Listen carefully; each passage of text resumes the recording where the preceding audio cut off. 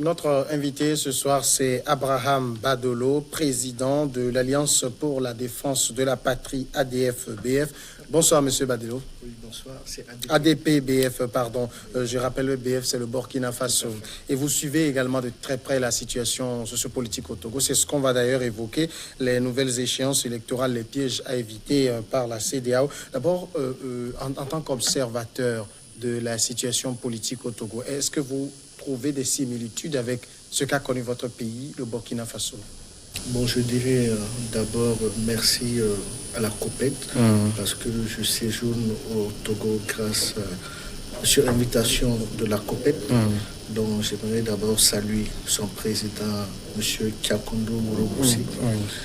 Tout d'abord, je dirais que le Togo n'est pas le Burkina. D'abord, c'est deux peuples frères, mais le contexte est assez différent. Je dirais plutôt que ici, les Togolais ont toujours le temps de pouvoir échanger pour trouver une sortie de solution de crise. Et ils ont également le temps de prendre les exemples des autres pays, je dirais des exemples, parce qu'aujourd'hui, le Burkina Faso a connu une période assez violente en 2014. Et aujourd'hui, quand on fait le bilan de cette insurrection en Guinée-Burkinabé, vous verrez que ce bilan est assez mitigé. Mitigé parce que les préoccupations du peuple n'ont pas été prises en compte sous la transition et également les préoccupations de la jeunesse également n'ont pas été prises en compte sous la transition et également même sous le nouveau régime que connaît le Burkina Faso aujourd'hui. Et je dirais qu'au Burkina Faso aujourd'hui, vous verrez que le pays est dans de grosses difficultés. Parce que vous avez au moins des grèves partout, tous les ministères de la fonction publique qui sont tous en grève. Ils réclament l'amélioration de leurs conditions de vie parce que c'est ce qui avait été promis avant l'insurrection. Vous verrez également que les jeunes aussi revendiquent beaucoup parce qu'ils estiment qu'ils ont travaillé et ils ont eu à faire une insurrection.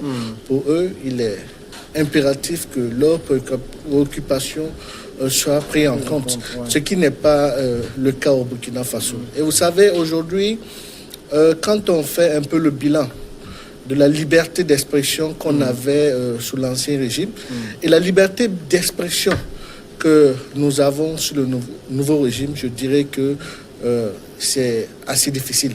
Parce qu'aujourd'hui, si vous suivez les réseaux sociaux, il y a des leaders d'opinion qui sont arrêtés, emprisonnés. Et le nouveau régime s'attelle même à interdire des marches. Donc, quand vous voyez un peu tous ces aspects, vous vous rendez compte un peu que les gens sont véritablement dans le regret. Maintenant, l'avantage ici est que le peuple togolais, ils ont l'avantage parce qu'ils peuvent déjà s'inspirer de ce qui s'est passé au Burkina Faso, voir l'échec qui a subi tous ces événements-là et aller au dialogue. Parce qu'aujourd'hui, je vous dis que le Burkina Faso a beaucoup changé. Nous avons fait 27 ans sans ne pas connaître le terrorisme.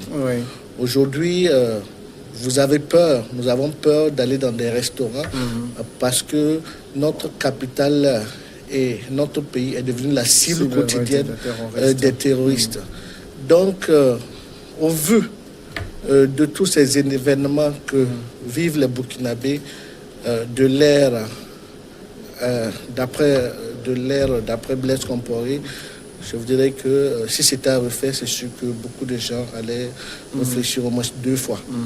Parce que quand je prends même la nouvelle constitution qui est en train d'être rédigée, ceux qui sont venus au pouvoir ont marqué en rouge le fait qu'ils ont condamné carrément l'insurrection ou un soulèvement populaire. Donc vous voyez ce que ça fait. Et également, quand vous regardez la situation des jeunes, les jeunes sont dans la misère aujourd'hui. D'habitude, quand vous finissez votre parcours universitaire, que vous obtenez vos différents diplômes, vous aspirez au moins à travailler, au moins dans une institution de l'État. Aujourd'hui, les jeunes n'ont même plus la chance qu'elles avaient avant parce que l'accession des concours ont diminué de plus de 60% dans notre pays. Donc vous verrez que sur 10 postes à pouvoir, vous allez vous retrouver avec au moins 50 000 à 60 000 candidats. Donc vraiment, notre pays aujourd'hui, les jeunes sont, je dirais, un peu dans le regret.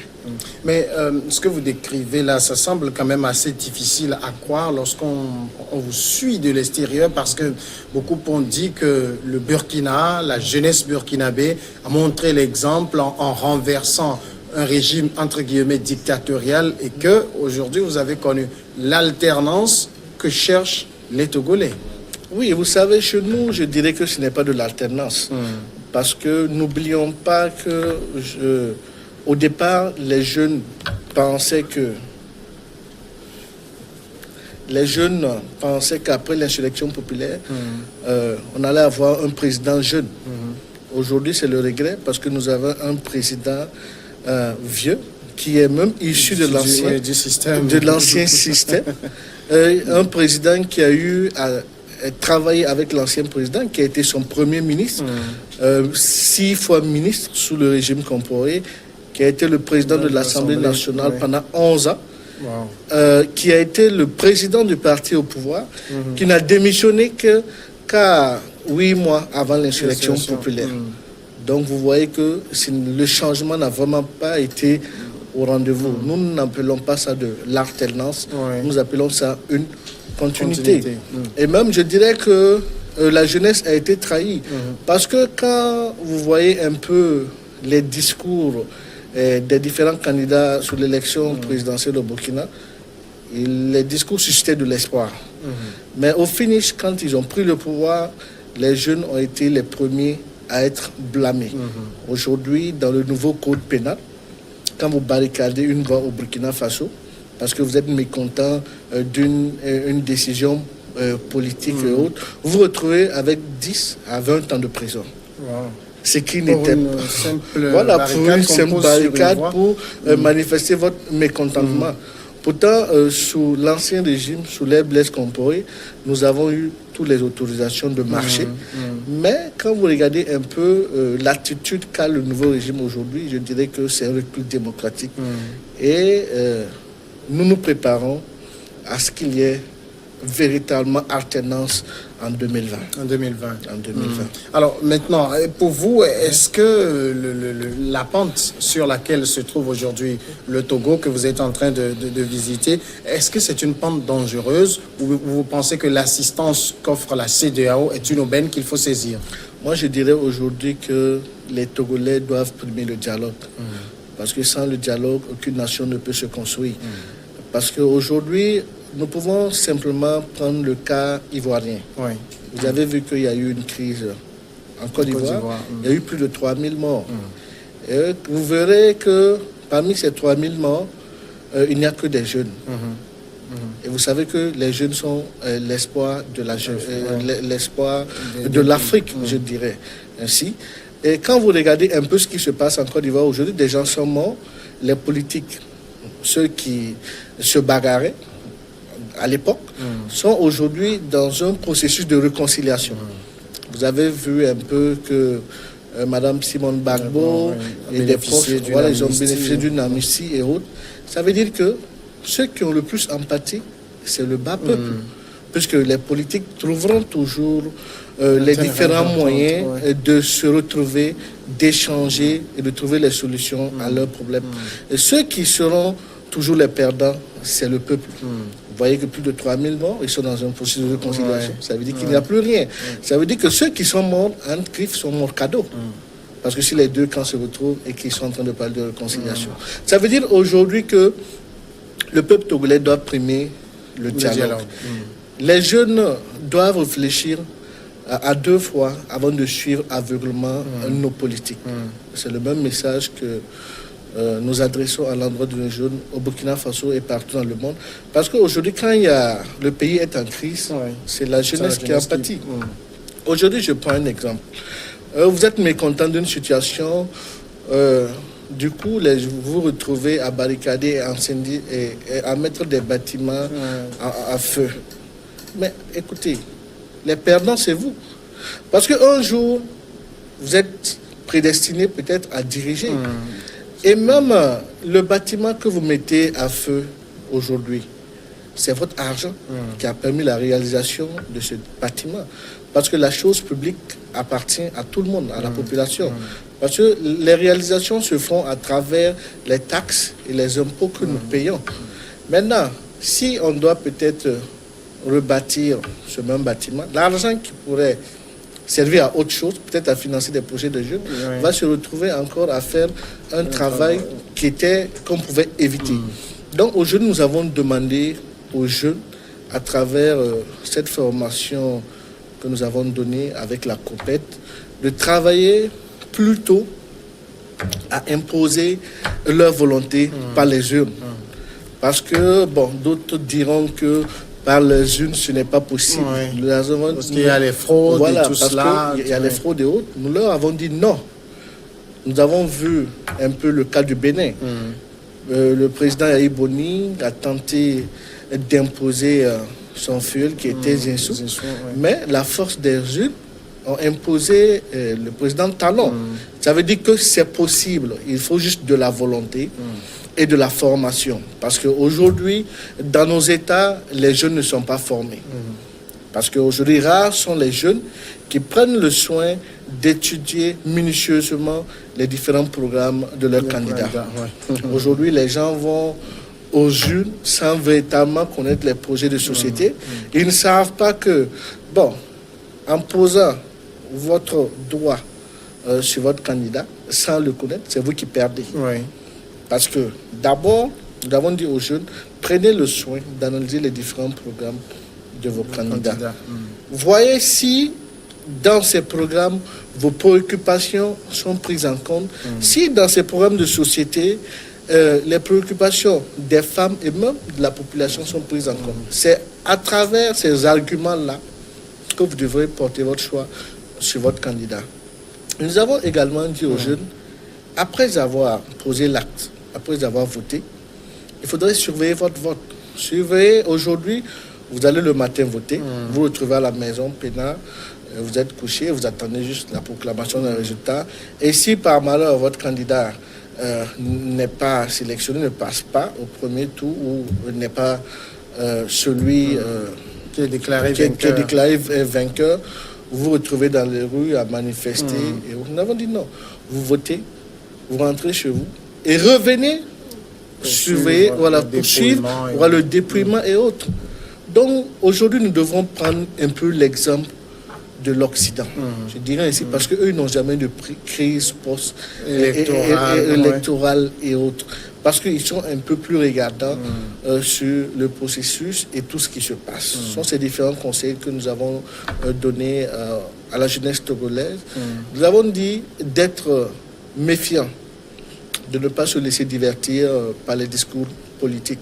Aucun politicien n'est parfait. Ceux qui sont au pouvoir auront toujours un discours à rassembler, ceux qui se reconnaissent dans leurs actions, et ceux qui ne sont pas au pouvoir également travailleront à contester certaines actions de l'opposition, parce que juste eux également, ils veulent venir au pouvoir. Donc nous avons dit, évitons de faire la bagarre des politiciens. Parce que moi, je prends toujours le cas sur la Côte d'Ivoire. Il y a eu 3000 morts. Aujourd'hui, le président Alassane Ouattara et Simone Gbagbo sont en parfaite collaboration. Vous avez vu l'armistice. Et ceux qui ont perdu réellement dans cette crise post-électorale, c'est les citoyens. Donc, mais alors, vous avez, ça veut dire qu'au cours de la séance que vous avez eue avec la jeunesse togolaise, vous avez énormément insisté sur l'éveil même, hein, l'éveil des consciences, l'éveil des jeunes. Mais vous n'oubliez peut-être pas que cet éveil, tout cela, est un peu tributaire du niveau intellectuel, niveau d'éducation. On a encore des sociétés où le niveau n'est pas très élevé. Il y a beaucoup qui n'ont pas accès à l'information. Comment on peut faire ce travail-là quand on n'a pas ces outils à portée de main? Parfois, il faut aller vers ces populations. C'est tout simple. Il faut aller vers ces populations, leur donner l'information vraie. Parce que c'est cela aussi. Parce que si vous êtes sous-informé, il y a certaines choses que vous allez... certains actes que vous allez poser sans en savoir les conséquences. Mais il faudrait qu'il y ait une stratégie de communication. Il faut aller dans les zones reculées et s'entretenir avec les différentes populations, les expliquer le processus actuel. Surtout, moi, je dirais aujourd'hui que le peuple togolais a beaucoup de chance parce que le Togo est toujours intact. Parce que j'ai toujours dit aux politiques, faites attention, parce que le pays ne vous appartient pas. Le pays appartient à tout un peuple. Les actes que vous posez doivent être des actes patriotiques et républicains. Mais vous savez, en Afrique, ici, la politique est tout autre. Les gens préfèrent utiliser toutes les méthodes pas catholiques pour atteindre leurs objectifs. Et même pour eux, sacrifier le destin de la jeunesse et de tout un peuple, pour eux, ce n'est pas un problème. Mais c'est aux jeunes d'avoir cette maturité de dire, bon, écoutez, ne faisons pas le jeu de ces politiques, parce que quoi qu'on dit, le pays nous appartient, nous sommes l'espoir de demain, et tôt ou tard, ils nous céderont la main. Tôt ou tard, qu'ils veulent ou pas, parce que l'homme n'est pas immortel, tôt ou tard, nous allons arriver aux affaires. Donc c'est à nous de travailler à maintenir nos pays dans l'élan de développement et lieu de mettre le pays à feu et à sang. Vous avez vu un peu le cas libyen aujourd'hui. Les Libyens sont désemparés, la jeunesse libyenne est perdue, le pays est divisé. Peu importe le président qui va venir après, combien d'années il va prendre pour unifier le pays. Donc travaillons vraiment à maintenir et à conserver le peu que nous avons. Et aujourd'hui, avec ces jeunes avec lesquels vous avez échangé, est-ce que au finish, au sortir, vous pouvez dire qu'il y a bon espoir, qu'on ait une société togolaise, on ne peut plus aguerrir, on ne peut plus éveiller? Oui, c'est possible parce que vous savez que les jeunes sont très intelligents. J'ai trouvé en eux des jeunes vraiment compétents et intelligents. Je leur ai juste demandé de plus se cultiver et également de mieux se former. Parce qu'aujourd'hui, c'est vrai, nous voulons être la relève de demain, nous voulons qu'on nous passe la main. Mais avant cela, il faut un minimum de formation parce que ceux qui sont là nous ne feront pas de cadeaux. Donc c'est à nous de travailler et d'arracher ce qui doit nous revenir. En passant évidemment par les différentes formations qui sont. Nous avons dit à la jeunesse également, travaillons à l'union, parce qu'il y ait l'union. Parce qu'aujourd'hui, vous savez, les politiques, que ce soit les opposants ou ceux qui sont au pouvoir, vous voyez, quand il y a une crise, ils se retrouvent toujours. Et eux, quand il y a une crise également, ils sont les premiers, moi je le dis tout le temps, ils sont les premiers à trouver des voies et moyens pour quitter le pays. Vous avez vu un peu, je reprends l'exemple de la Côte d'Ivoire, quand ça chauffait là-bas, les politiques, que ce soit l'opposition ou autres, sont tous retrouvés à l'extérieur. Et également avec leur famille. Parce que vous savez, le politique n'expose jamais sa famille. Il travaille toujours à mettre sa famille à l'abri. Et ils sont toujours les premiers à exposer les vies des autres. Donc, j'ai dit aux jeunes, travaillez plutôt à vous former. Si vous ne vous formez pas, ce sont les enfants de ces mêmes politiciens qui vont vous diriger. Parce que eux, aujourd'hui, ils sont en train de se former. Peut-être d'autres sont à l'extérieur et autres. Eux, ils ne suivent pas les différents mouvements que nous faisons ici dans nos différents pays. Eux, ils se forment. Et un jour, quand ils vont revenir au pays, nous allons nous retrouver face à eux et sans armes, parce qu'ils seront les plus qualifiés, et nous allons encore subir. Donc nous avons intérêt à nous ressaisir et aller plus dans la formation. Et je dirais également, si vous êtes face à un candidat en qui vous ne vous retrouvez pas, travaillez à faire des votes sanctions. D'accord. Vote sanction, ça veut dire que vous entendez avec vos camarades, si vous avez les mêmes convictions, vous dites, bon, voilà, un tel est là aujourd'hui, il ne fait pas notre affaire, donc nous allons nous entendre pour voter une autre personne.